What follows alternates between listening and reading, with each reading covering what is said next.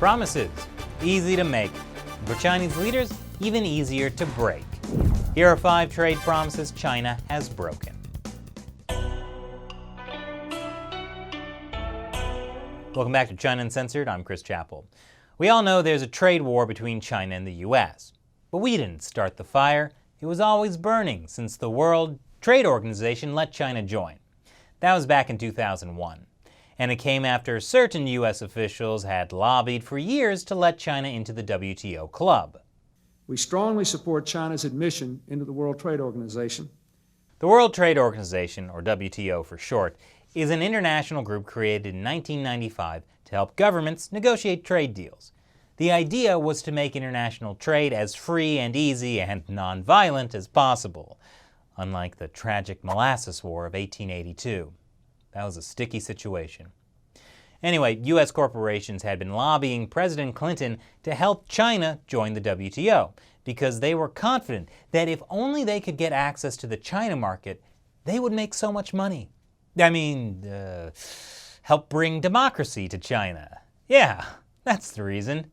Over time, the more we bring China into the world, the more the world will bring freedom to China. That worked out well for the Chinese regime. Entering the WTO in 2001 gave China access to other countries' markets and spurred China's super-fast economic growth. But there was supposed to be a catch to joining the WTO. China had to agree to the rules outlined in this 103-page document called Accession of the People's Republic of China, also known as the Protocol. Well, that sounds totally normal and not weird at all.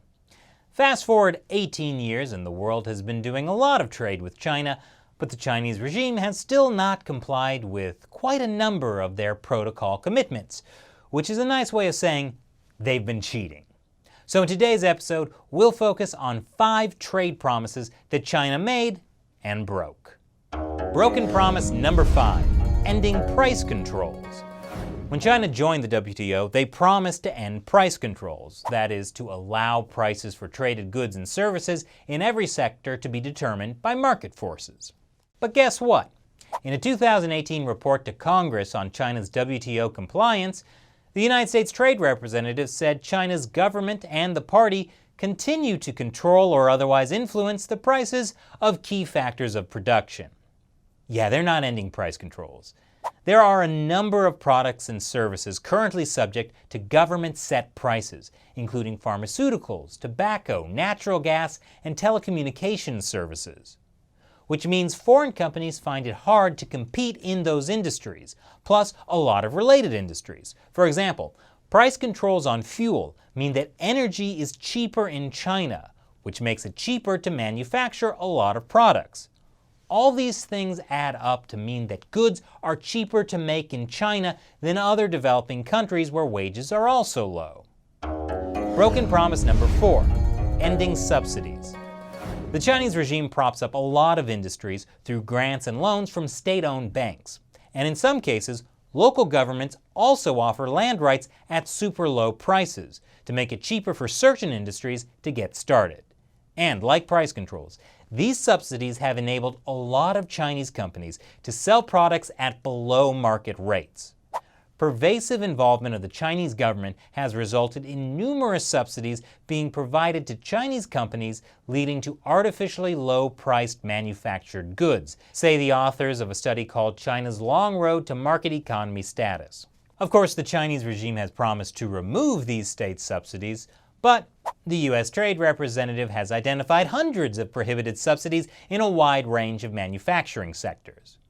These subsidies contribute to the serious excess capacity problems that plague industries like steel, aluminum, solar panels, and fishing, and devastate global markets and foreign competitors.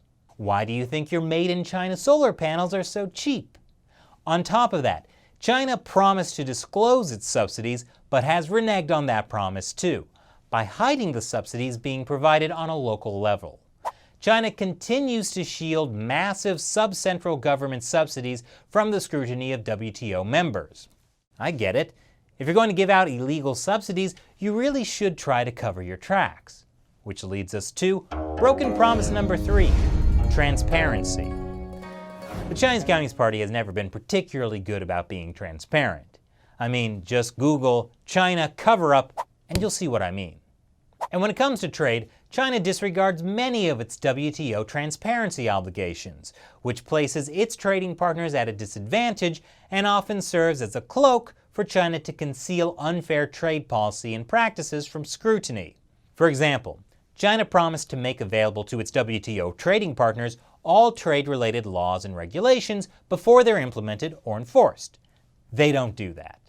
China also promised to provide translations of all its trade-related laws into English, French, or Spanish. They don't do that either. In fact, the Chinese government never even set up an agency or program to undertake these translations, which again are a basic requirement for being part of the WTO. But I get it, a lot of laws, lots of hassle, all that translation and notification ahead of time. Maybe you just have to request them, right? Nope. Not only does China have a poor record of adhering to its notification obligations, says the U.S. Trade Representative, but it also fails to cooperate when other members make requests for information. China's regulatory system is so secret, in fact, that foreign companies and governments can't fully understand legal requirements in some areas of the Chinese economy. This obviously puts foreign companies at a huge disadvantage. It means they can be accused of breaking laws they didn't know existed and had almost no way of finding out about because Chinese officials basically kept them secret. But even if foreign companies did have a full understanding of China's laws and regulations, that still might not be of much use. And that's because of broken promise number 2, a fair and impartial justice system. Before entering the WTO, China committed to broad legal reforms that included transparency, equal treatment under the law, and a fair judicial review process. If these reforms were implemented, they would strengthen the rule of law and make it easier for foreign companies to do business in China. But surprise, that hasn't happened. A study done for a U.S. industry association anonymously interviewed companies doing business in China.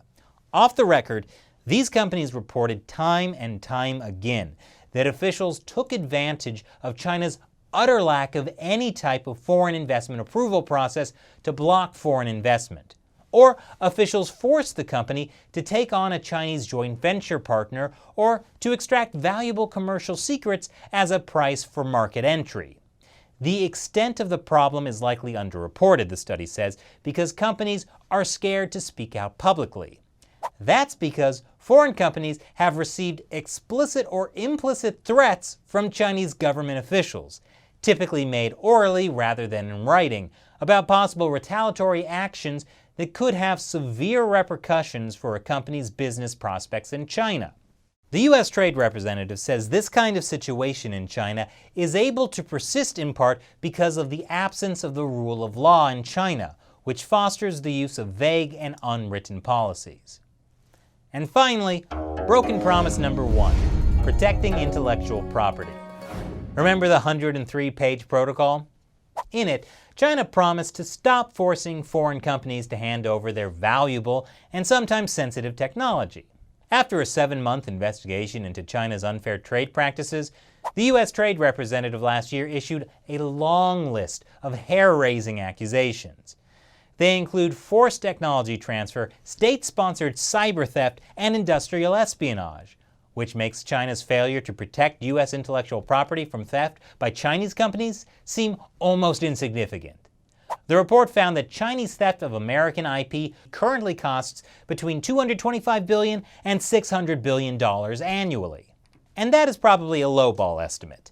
But besides the money, there's also the security risk posed by China using the advanced technology it steals to gain a military advantage, like those J-20 fighter jets that look just a little too familiar.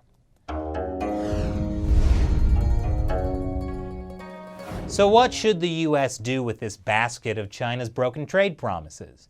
Well, if you ask President Trump, it's tariffs. China has been taking advantage of the United States for many, many years. I'm not just talking about during the Obama administration. You can go back long before that.